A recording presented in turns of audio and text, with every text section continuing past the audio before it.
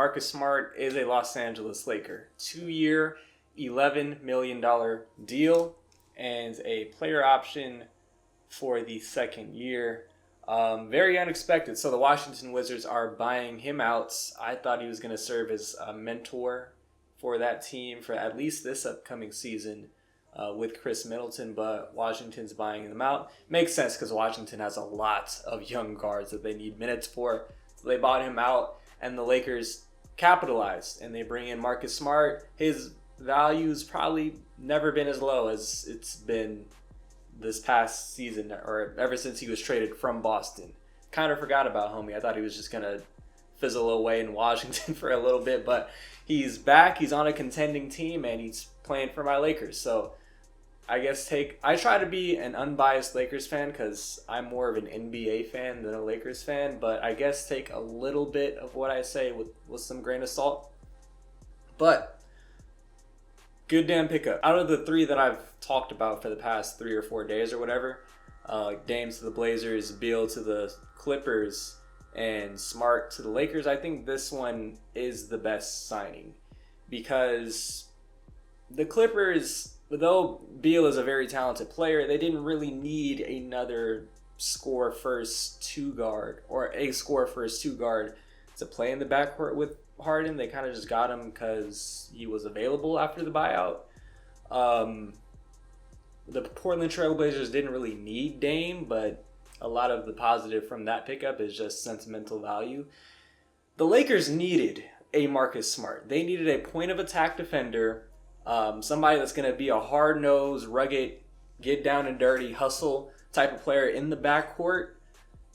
It's something that they didn't have throughout the regular season, last year's regular season, the postseason, and it was really evident when Luka was kind of playing his way into shape and he just wasn't as spry as we saw him in his prime Dallas days.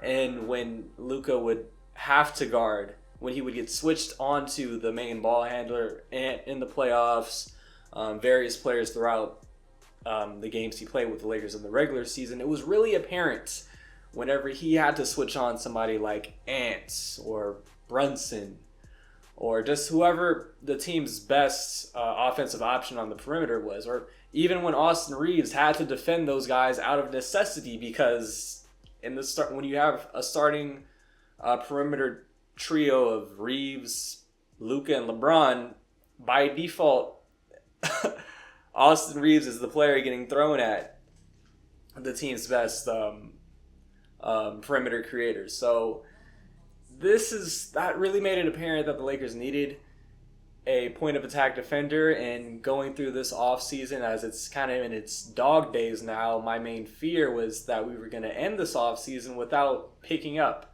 a great point of attack defender, particularly in the backcourt. I know Jared Vanderbilt has been our best defender for the past 2 seasons, but he's not somebody that you want to throw at guards 82 games a season and for a 7-game round in the playoffs. Marcus Smart was needed.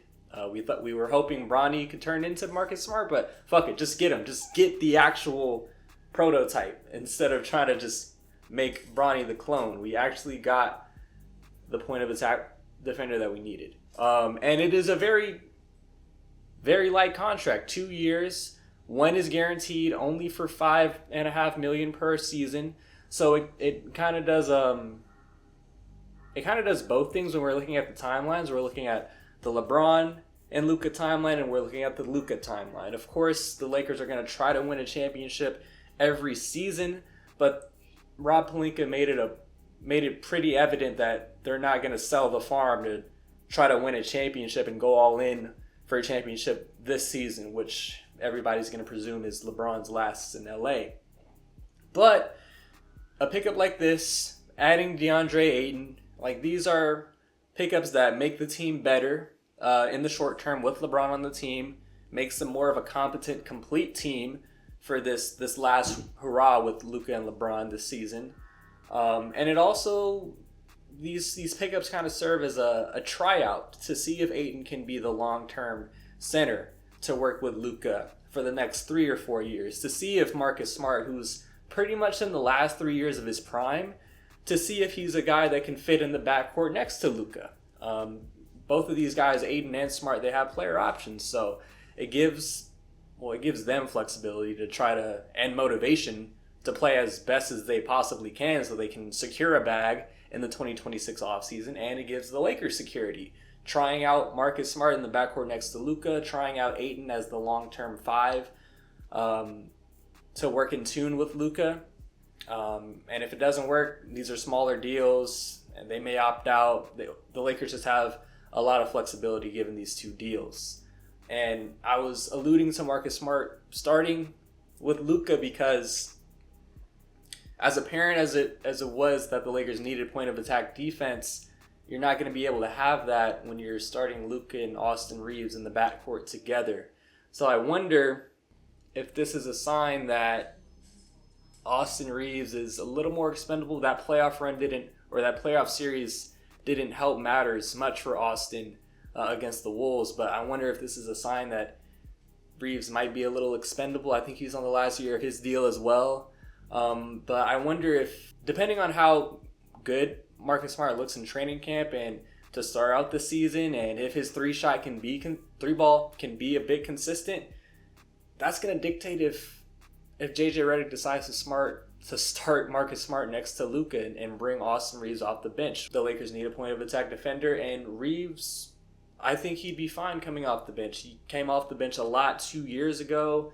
Darvin Ham kind of forced him to come off the bench for a little bit, and I don't think it made Reaves play any worse. I don't think he was feeling any type of way about it. I think that's just the type of dude that Austin Reaves is. Whatever the role is required of him, whatever the team needs of him, whether it is him starting in the lineup, whether it is him taking on the team's best offensive player on the defensive end, whether he's coming off the bench, I think Reaves he's going to take on the role and perform it, no questions asked. So it begs the question, are we going to have a starting lineup or a starting perimeter tandem of Smart, Luka, and LeBron? Who knows?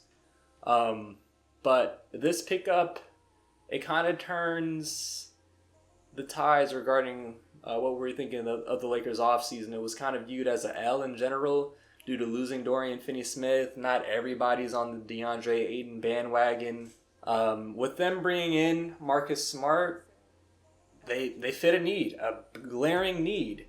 And they brought in a center in DeAndre Ayton. They also added a shooter in Jake LaRavia, who has a little bit of upside. He's only like 23 or 24. So this move might have saved Rob Pelinka's offseason and the Lakers' offseason. It was looking a little bit like a C+ in total, but now it might look like a B. I think people forget Marcus Smart won the Defensive Player of the Year award like 3 years ago, 2022. So he's not that far removed from it. I know it's not at the forefront of people's minds because we remember the Celtics won the championship immediately after trading away Marcus Smart. We remember him barely playing in Memphis, barely playing in Washington. So it feels like a really long time ago, but Marcus Smart was literally the league's best defender 3 years ago, and the Lakers just got him on a 2-year, $11 million deal. As a Lakers fan, again, I'm pretty happy with this pickup, but take it with a grain of salt. I'm going to give it an A- grade.